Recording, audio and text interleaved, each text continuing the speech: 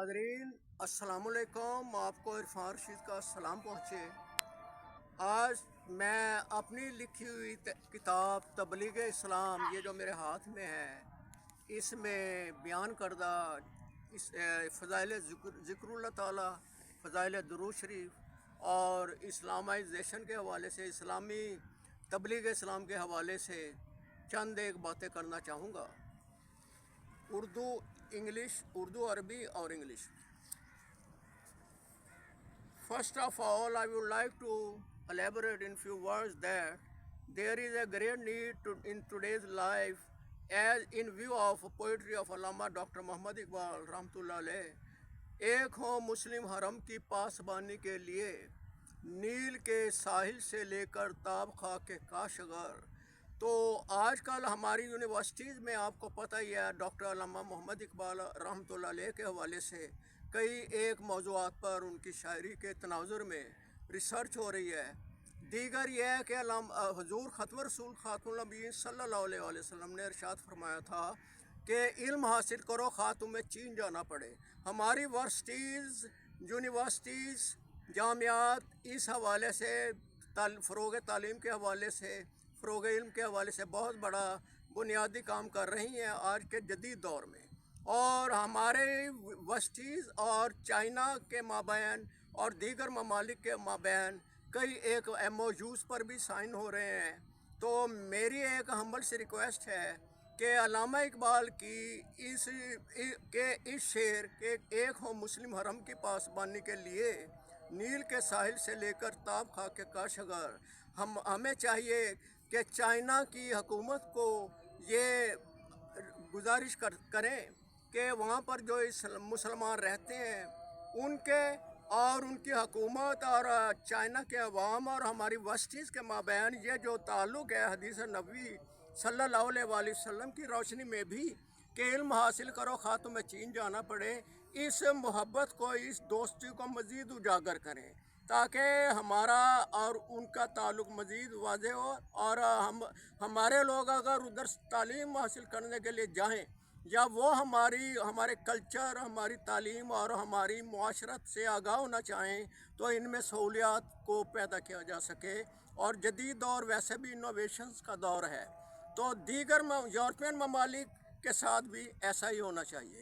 اب میں اپنی کتاب سے چند ایک حدیث نبوی کا ذکر کروں گا، اللہ تعالیٰ کا ذکر کرتے ہوئے۔ تو حضور ختم رسول صلی اللہ علیہ وآلہ وسلم نے فرمایا کہ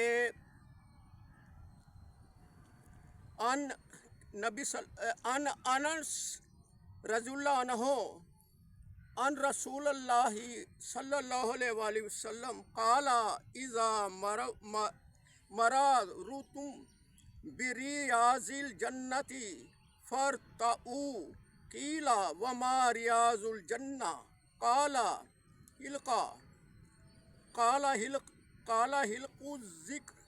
نبی صلی اللہ علیہ وآلہ وسلم نے ارشاد فرمایا کہ جنت کے باغوں پر گزرو تو خوب چرو۔ کسی نے عرض کیا یا رسول اللہ صلی اللہ علیہ وآلہ وسلم جنت کے باغ کیا ہیں؟ ارشاد فرمایا کہ ذکر اللہ تعالیٰ کے حلقے، جہاں پر لوگ بیٹھ کر اللہ تعالیٰ کا ذکر کرتے ہیں۔ اسی طرح ایک اور حدیث ہے، عن عبد اللہ بن عمرو رضی اللہ تعالیٰ عنہ عن النبی صلی اللہ علیہ وسلم قال افضل الذکر لا الہ الا اللہ وافضل الدعاء الاستغفار ثم قرأ فاعلم انہ لا الہ الا اللہ واستغفر لذنبک آیا۔ حضور صلی اللہ علیہ وسلم کا ارشاد ہے کہ تمام ذکروں میں سے افضل ذکر استغفار ہے اور لا الہ الا اللہ کہنا ہے، اور تمام دعاؤں میں سے استغفار افضل ہے۔ اس کی تائید میں سورہ محمد صلی اللہ علیہ وآلہ وسلم کی آیت فَعَلَمْ إِنَّهُ لَا إِلَٰهَ إِلَّا اللَّهُ تلاوت فرمائی۔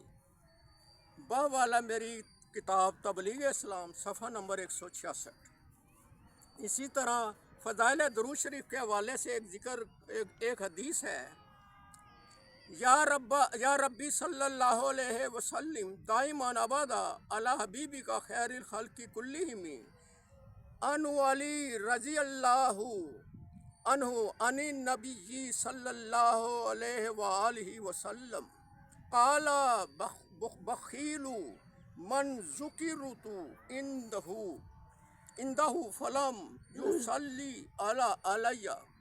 हज़रत अली रज़ियल्लाहु ताला अन्हो के से नबी सल्लल्लाहु अलैहि वसल्लम का ये इरशाद नकल किया गया है कि बखील है वो शख्स जिसके सामने मेरा जिक्र किया जावे और वो मुझ पर सल्लल्लाहु अलैहि वसल्लम पर दुरूद शरीफ न भेजे।